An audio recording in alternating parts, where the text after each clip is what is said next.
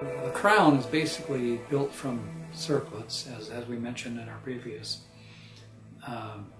talk, and so a crown requires experience for one thing, and but the crown deals with the Shem light, and it deals with the Jehovah's kingdom. It deals with dominion and domain, and it has a connection with all the other crowns.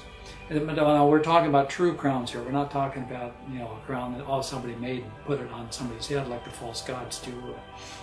And even some of the early gods of the earth and our heavens here, we can read about in Owaspy how they got crowned, but the crowns themselves didn't have true power until at some point when they had attained to that level, and then they got crowns of true power. In other words, they had crowns that were connected through the ethi and the Shem light. And now these can't be faked by atmospherians, because atmospherians can't, those who are of self and of the beast, they can't manifest Shem light, because Shem light comes from Etheria, and it comes from the kingdoms above atmospheria, and there's a connection with them. This is truly more in the realms of mind, but a oneness of mind in many ways. And the crown itself, it can be risen. There can be a rise from the crown itself, and so we see representation, the artist representation of a crown, and it'll have a rise, or it'll have rises, peaks and all that, and these have to do with certain things dealing with soul and mind and spirit, and what needs to be developed on a planet with the mortals and in their heavens. And so when a god gets crowned, like the god of this planet, the crown that they receive is suited to this realm of heaven and earth, for the local heavens and earth, our atmospheria and corporea here as it travels through Etherian space. That crown is specially suited for the time and the condition of the person who's going to get crowned with it. So it sort of links it all together as one. But it's more than that. Every Danhe cycle, that crown gets sealed in the earth, and because the crown is what's supposed to be accomplished during a Danhe cycle.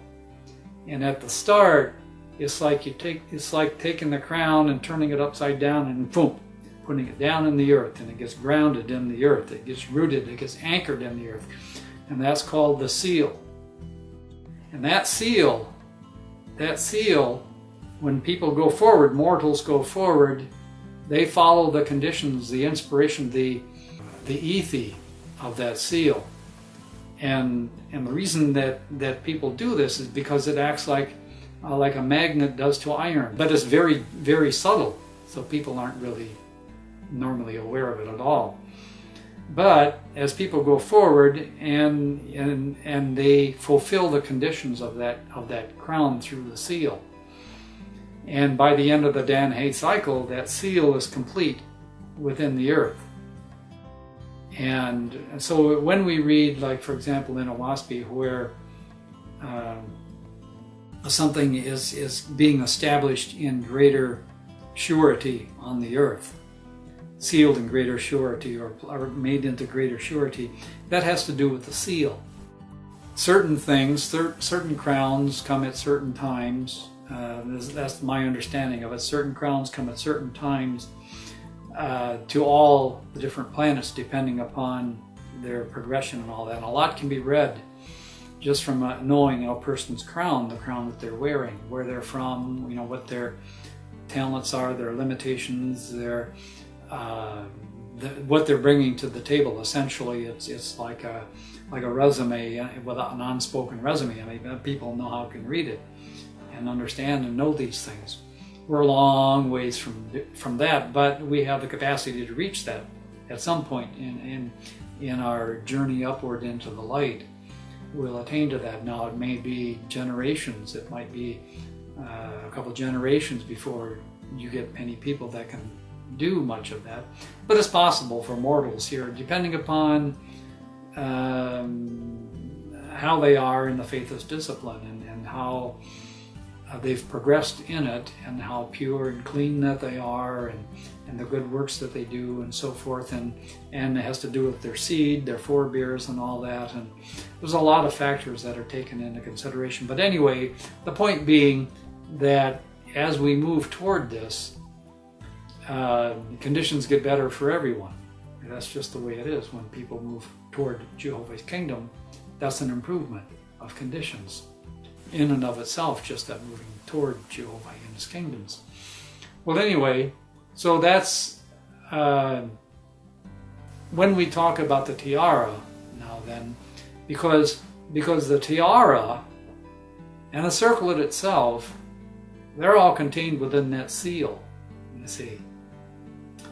And so the circlet, you can pretty well understand that. That's like a foundation, or the things that are going on right here, right now, and all that.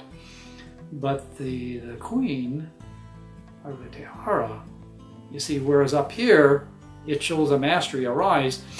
Under here, it shows the descent into self, the descent into blackness, the descent into density, the descent. But now remember what we said in our Dahai talk about darkness. Darkness is not evil per se. Evil can hide in darkness, but it's not a bad thing. And you can see that that video that we have posted up, and it explains it more than I'm going to right now. So, but anyway, so what the queen does then, you see, is she allows for how much depth is that going to go down. Where's the limit there for that, as far as that, but that's a direct response to the rise that she has attained up here, because she can only drop down here to the extent that she can rise up here, because she has to be able to sustain this and to be able to provide for their upliftment from the seal down here. And so it's work, it's labor. That's what it is. And I sort of want to give an explanation here to help this out, which has to do with when you think of a light, a bright light way up here, a bright light coming down, and then you stand right here and the light shines through, and you have a shadow that strikes the screen or the wall or whatever. And with regard to the screen or wall, it's what we talked about in our Dahai tape again, of what self is and Satan and everything. And that becomes like a limit. And the queen acts as sort of like this, from the light there to there. But the point we're making here is that the brighter the light up here, up at the top, the brighter the light that comes down, okay, the blacker the shadow here. Well, the brighter the light coming here, for the queen has to sustain that light, okay? And the more that the brighter the light that she can sustain, the greater the rise and all that, which means the greater the depth and everything, and not just depth, but also spread, depth and spread kind of thing. So it doesn't have to necessarily be just the descent or the ascent, but also there's breadth involved, or there can be breadth involved, just depending upon what a person has within them that they're developing as far as their tiara goes. But it's the same in the case of the tiara as it is with the circlet, is that there are certain rudimentary things that come first, and the rise is one of the first things. But anyway, so that's essentially dealing now then with this depth and here on corporea, when we speak of the tiara, and that's a lot of times what you see out there as far as labor that has to be done as far as those who wear the tiara is concerned.